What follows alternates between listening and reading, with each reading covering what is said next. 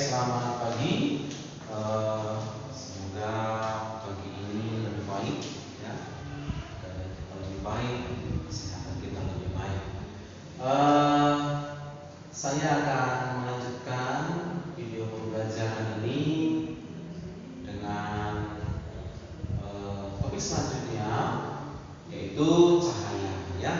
Jadi kalau cahaya ini sehari-hari sudah bisa kita rasakan, ya, maka apa yang saya lakukan ini, apa yang saya tuliskan ini, tentu semuanya dasarnya adanya cahaya. Kalau tidak ada cahaya, maka saya tidak akan bisa menuliskan itu semua. Nah, jadi langsung saja saya pikir, ya, tentang cahaya ini, karakteristik gelombang cahaya. Nanti ada beberapa, hanya di video pembelajaran ini yang akan saya bahas itu adalah peristiwa pemantulan dan juga pembiasan, ya. Nah, di sini sudah saya tuliskan secara keseluruhan, ya. Saya akan menjelaskan secara detailnya kepada kalian. Semoga dalam video pembelajaran ini kalian bisa lebih memahami apa itu sifat-sifat dari gelombang cahaya, apa itu pemantulan dan juga apa itu pembiasan. Nah, secara garis besar, pemantulan itu terjadi pada cermin datar, cermin cekung, dan juga cermin cembung, ya. Yang pertama adalah cermin datar. Pemantulan yang terjadi pada cermin datar, ya, jika sinar didatangkan pada permukaan cermin. Sinar datangkan pada permukaan cermin, maka sinar itu yang jatuh di permukaan cermin harus kita tinjau berdasarkan garis normal. Nah, garis normal itu adalah garis yang tegak lurus terhadap bidang. Di sini sudah saya sebutkan. Yang tegak lurus di mana? Ini, ya. Garis ini tegak lurus ke sebelah kanan, tegak lurus ke sebelah kiri, gitu, ya. Maka ini garis normal. Lalu sinar yang datang itu adalah warnanya merah. Sinar ini datang, maka sinarnya akan membentuk sudut, ya, akan membentuk sudut. Sudut yang terbentuk itu ini antara cahaya dan garis normal. Nanti saya tuliskan saja di sini simbolnya adalah I. I itu menyatakan sudut datang. Nah, selanjutnya, ternyata pada peristiwa prakteknya, ya, yang berikut ini saja dalam teoritisnya, cahaya yang datang ini akan dipantulkan oleh cermin, akan dipantulkan, dan ternyata besar sudut yang terbentuk itu. Jadi kalau saya buatkan, nah ini dia, dipantulkan semula datang kemari membentuk sudut I, lalu dipantulkan dia membentuk sudut R. Saya ulangi, I itu adalah sudut datang, R itu adalah sudut pantul, ya. Nah, sekarang ternyata besaran dari, ya, sudut datang dan sudut pantul itu sama, ya. Sudut datang dan sudut pantulnya sama. I itu sama dengan R, nah, gitu. Jadi kalau didatangkan dia membentuk sudut 30 derajat terhadap garis normal, maka sudut pantulnya adalah 30 derajat. Seperti itu, ya. Nah, saya buatkan soalnya. Ini langsung aja saya padukan, ya. Ada dua buah cermin nih. Ada dua buah cermin, yaitu cermin X, ya. Ini cermin X, lalu ini cermin Y. Lalu kedua buah cermin ini ternyata digabungkan, ya. Digabungkan membentuk sudut 110 derajat. Jadi ini cermin X, ini cermin Y, disatukan, begitu, ya. Maka dia membentuk sudut 110 derajat. Lalu dari cermin X diberikan cahaya, dan sinar atau cahaya yang jatuh di permukaan cermin X itu dia membentuk sudut terhadap garis normal, ya. Ini garis normalnya. Besar sudutnya saya buatkan di sini 60 derajat saja. Oke. Nah, berikutnya, berapakah sudut yang akan dipantulkan dipantulkan oleh cermin Y. Nah, sekarang satu persatu kita tinjau. Tinjauan pertama adalah cermin X dulu. Setelah itu, cahaya yang dipantulkan oleh cermin X itu akan dipantulkan oleh cermin Y. Kan gitu. Nah, jadi ini saya buatkan ya. Cermin X itu sudut datangnya terhadap garis normalnya 60 derajat ya. Maka ini akan dipantulkan ya, akan dipantulkan seperti itu kira-kira ya. Akan dipantulkan kemari dan ternyata ini membentuk sudut. Oke, ini membentuk sudut yang sama. Kan gitu ya. Yaitu 60 derajat. Seperti itu. Berikutnya, kalau ini 60 derajat, ini kan tadi kan garis normal terhadap ini kan tegak lurus nih. Maka sudutnya ini adalah 90 derajat. Loh, kok bisa 90? Tadi kan kita tegak lurus ya. 90 derajat dikurang 60 derajat. Berarti besarnya itu adalah 30. Ini 30. Sementara kalau kita perhatikan, ini kan segitiga ya. Segitiga. Jadi kalau ini segitiga, jika 30 derajat ini 110 derajat, maka ini berapa lagi? 180. Ayo, 180 derajat dikurang 110 derajat dikurang 30. Kan gitu. Karena sudut segitiga itu kan 180 ya. 180 kurang 110 kurang 30. Berarti sama dengan 40 derajat. Gitu ya. Maka ini 40 nih. Nah, yang kita butuhkan adalah pantulan terhadap cermin Y. Berarti ini kan sudut yang dipantulkan oleh cermin X menjadi sudut datang pada cermin Y. Nah, sudut datangnya itu ini kita tinggal dulu garis normalnya ya. Nah, ini garis normal. Maka kalau di sini 40, ini kan tegak lurus semua ini. Ya, berarti berapa besar sudutnya ini? Kalau ini 40 berarti di sini 50 derajat. Berarti kalau begitu sudut yang pastinya akan dipantulkan itu sama dengan sudut datang ini, yaitu 50 derajat. Nah, seperti itu untuk menjawab soal tentang pemantulan ini, ya. Oke, saya lanjut ya. Cermin cekung. Cermin cekung itu adalah cermin yang sifatnya konvergen. Dalam hal ini konvergen itu maksudnya adalah dia mampu mengumpulkan sinar. Jadi begitu datang sinar itu, maka sinar itu akan terkumpul pada satu titik, ya, terkumpul pada satu titik. Nah, nanti dia memiliki fokus yang positif, jari-jari juga positif, ya, dan sinar-sinar istimewanya. Sebenarnya ini di SMP sudah ya dipelajari, namun kita buat pengulangan lagi supaya lebih paham ya. Nah, yang pertama adalah sinar datang sejajar sumbu utama. Jadi saya gambarkan ya. Sinar datang sejajar sumbu utama. Sumbu utama itu maksudnya adalah asal daripada bagian bendanya gitu ya, bagian paling tinggi bendanya gitu.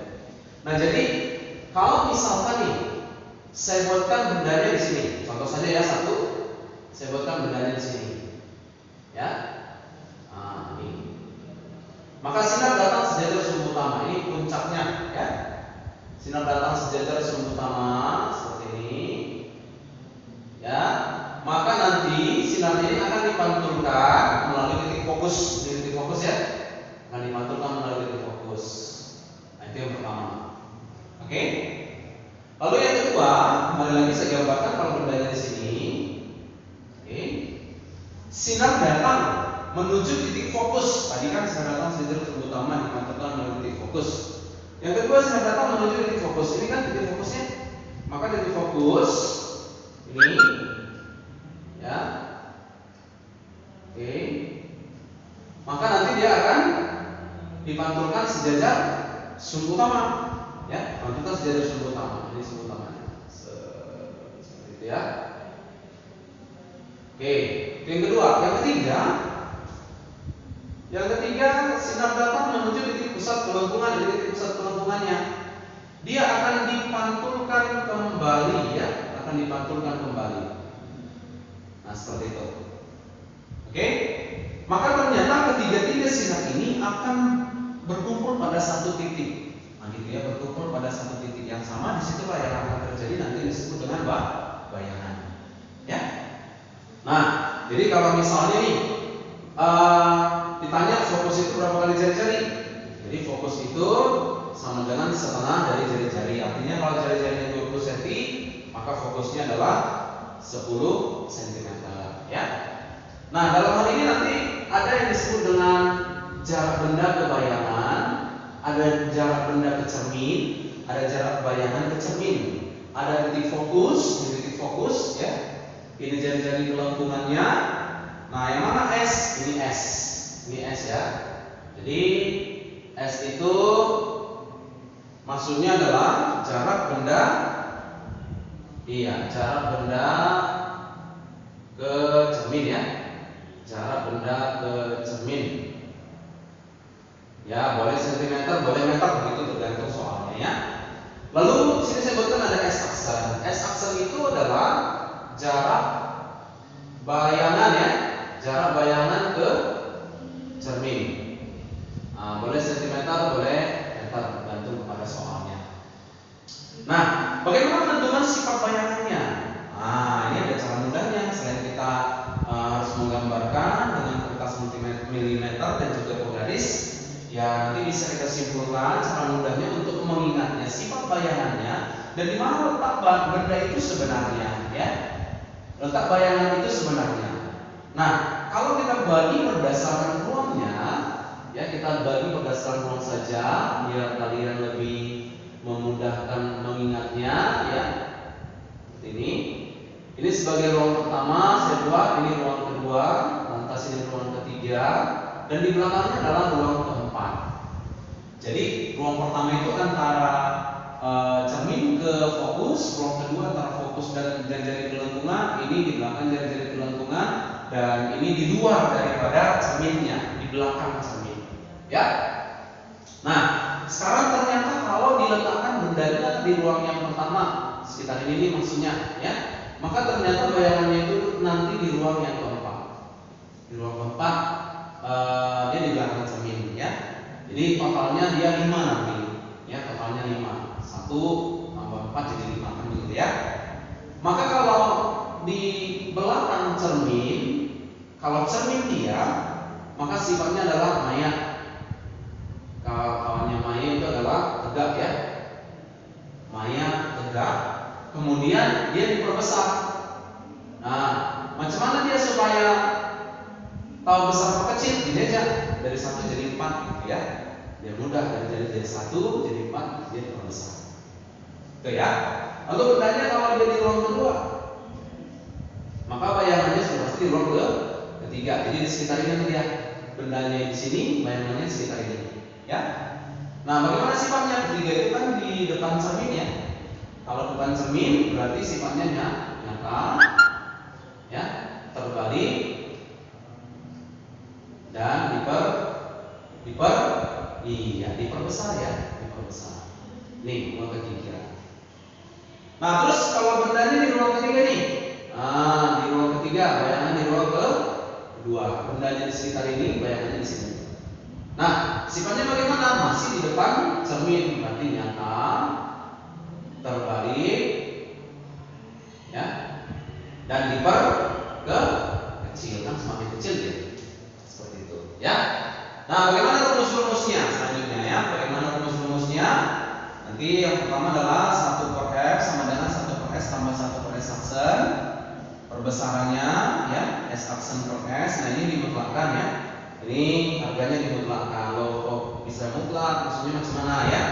S aksen itu kan nanti bisa sifatnya maya nih. Kalau maya itu dia negatif. Ya, negatif. Jadi kalau negatif dimutlakkan wajib positif. Lalu H aksen itu adalah hanya dulu ya, hanya itu adalah tinggi benda, satuannya sentimeter boleh, meter boleh. Aksen itu adalah tinggi daripada bayangan ya, tinggi bayangan boleh meter, boleh sentimeter. Nah itu, sebutkan contohnya di sini.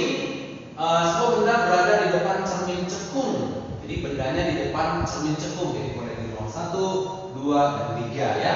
Jadi benda itu nggak bisa di ruang keempat, ya, sehingga nggak saya tuliskan di ruang keempat, benda nggak bisa di ruang keempat. Nah, dengan fokusnya 15 cm, jadi yang diketahui di sini yang pertama adalah fokus dari cermin itu sama dengan 15 cm. Tentu kalau ditanya jari-jarinya dalam hal ini, jari-jari berarti sama dengan 30 ya pastinya, nah, 2 kali fokus begitu. Benda diletakkan 20 cm di depan cermin cekung. Diletakkan berarti jarak benda ke cermin itu sama dengan 20 cm. Nah, sekarang nih saya mau tanya, kalau fokusnya 15 cm, lalu bendanya 20 cm, ya kan? Atau jari-jarinya 30 cm nih, S-nya 20 cm. Saya mau tanya, berarti ini di ruang keberapa? Ayo, kalau saya gambarkan lah, ya, saya gambarkan. Kembali ke cermin cekung tadi, seperti ini. Ini fokusnya nih, fokus di jari-jari. Jari-jari ke cermin itu adalah berapa? 30 cm ya. Terus benda ke cermin, benda ke cerminnya 20 cm.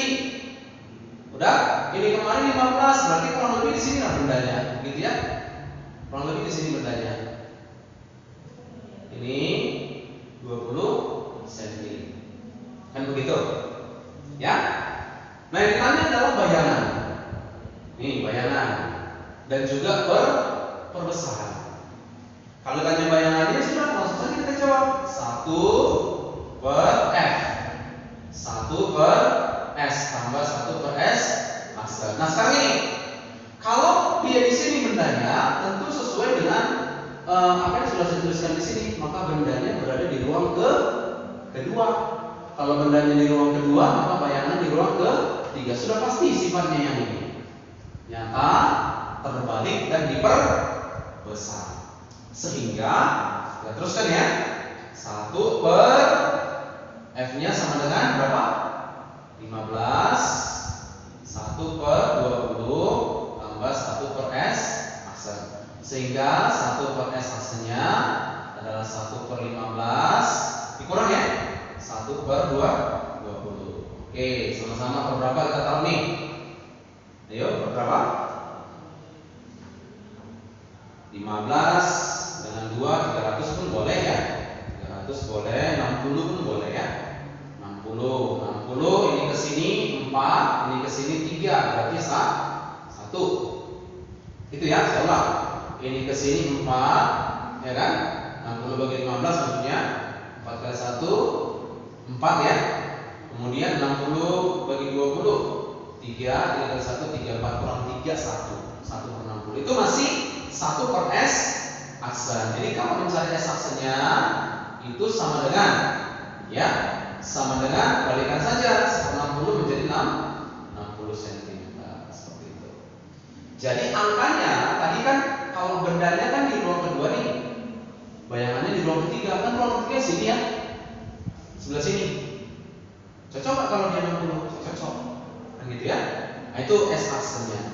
Berikutnya, kalau ditanya perbesarannya, nah itu perbesaran yang ditanya ya. Ada perbesaran. Jadi kalau perbesarannya D nanti, ya, perbesarannya D nanti M sama dengan S aksen per S, ya. S aksennya tadi 60 bagikan dengan berapa S-nya? 20 ya. Tentu perbesarannya itu adalah 3 kali. Itu untuk soal yang seperti itu, ya. Nanti boleh diulang-ulang lagi ya untuk masalah soal yang terkait dengan cermin ya. Nah, yang berikutnya adalah cermin cembung. Cermin cembung itu kebalikan dari cermin cekung. Fokus dan jari-jarinya nanti dia bernilai negatif. Dan sifatnya adalah divergen. Maksudnya divergen itu adalah menyebarkan sinar ya, menyebarkan sinar. Nah, sinar istimewanya yang pertama adalah sinar datang sejajar sumbu utama. Jadi kalau bendanya di sekitar ini, maka maka nanti sinar datang sejajar sumbu utama. Oke, ini ya. Ya. Maka nanti dia akan dipantulkan seolah-olah berasal dari titik fokus, Ini dia pantulkannya. Ini ya. Yang pertama. Yang kedua, sinar datang menuju titik fokus. Ya. Sinar datang menuju titik fokus. Ini ya. Oke. Nah, nanti dia akan ya. Oke, akan dipantulkan sejajar sumbu utama. Ya, sejajar sumbu utama. Ini ya. Jadi fungsi daripada cermin cembung ini adalah menyebarkan sinar ya, menyebarkan sinar. Itu. Nah, yang berikutnya adalah sinar datang menuju titik pusat kelentungannya, titik pusatnya. Ya, dia akan dipantulkan kembali. Seperti itu. Jadi dia sinarnya itu tidak terkumpul pada satu titik. Jadi dia menyebar ya, dia menyebar. Dan sifat bayangannya mutlak itu adalah maya tegak diperkecil. Maya tegak diperkecil. Nah, contoh daripada cermin cembung itu adalah kaca spion kendaraan ya, kendaraan itu bisa mobil, bisa sepeda motor dan lain sebagainya. Maya tegak dan wajib diperkecil. Itu. Nah, yang berikutnya itu adalah pembiasan. Pembiasan itu terjadi antara dua buah medium. Oke. Nah, ini sebagai medium batasnya, bidang batasnya seperti itu ya. Bidang batasnya. Nanti pada bidang batas ini dengan medium yang berbeda. Jadi ini saya taruh sebagai medium pertama, ini sebagai medium yang kedua. Ini medium yang pertama, ini medium yang kedua. Nah, jadi medium ini berbeda indeks biasnya. Jadi kalau berbicara masalah indeks bias yang simbolnya adalah N itu sama dengan C per V ya. C per V. Jadi C itu kecepatan cahaya yang nilainya ini 3 kali 10 pangkat 8 ya, meter per detik. Ini kecepatan cahaya di medium, jadi bergantung kepada mediumnya. Nah, sekarang yang pertama, jika sinarnya datang dari medium yang regang ya, yang regang. Ini saya katakan regang. Oke, masuk ke medium yang lebih rapat. Nah, yang kedua, yang bagian kedua ini dari kebalikannya, dari yang rapat masuk medium yang lebih regang gitu. Ya. Nah, dengan sudut misalkan adalah I. Tadi kalau di pemantulan I itu adalah sudut datar. Maka kalau di pembiasan I itu adalah sudut bias. Ya. Nah, bagaimana kita bisa membedakan dia regang atau rapat? Itu rapat dan regangnya suatu zat itu bergantung pada partikel penyusun zatnya.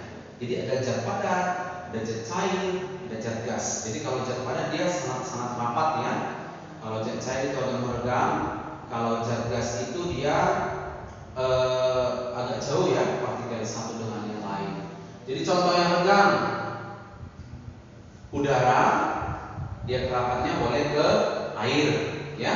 Jadi kalau misalnya ini saya buat regang, medium regang maksudnya, maka contohnya cahayanya datang dari udara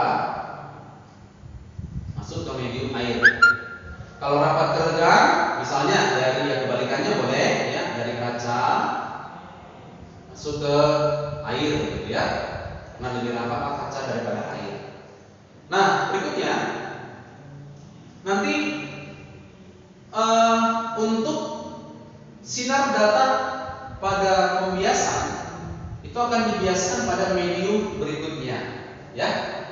Kalau datang dari medium yang regang ke yang rapat atau dari udara ke air, maka cahaya itu akan dibiaskan mendekati garis normal. Nah, ini datang ya. Ini akan dibiaskan mendekati garis normal seperti itu. Ini sudut biasnya sebesar F. Nah, kebalikan yang terjadi. Jadi contohnya ini kalau kita perhatikan pensil yang dimasukkan ke dalam gelas kaca, ya, pensil dimasukkan ke dalam gelas kaca yang berisi air, maka seolah-olah kalau kita perhatikan pensilnya itu akan patah. Tapi tidak patah sebenarnya, tapi karena proses pembiasan. Sinar datang, misalnya sinar datang itu pada medium yang rapat ke yang regah. Pada medium yang rapat ke yang regah, maka cahaya itu akan dibiaskan menjauhi, balikannya tentu ya, menjauhi garis normal. Seperti itu. Menjauhi garis normal sebesar F.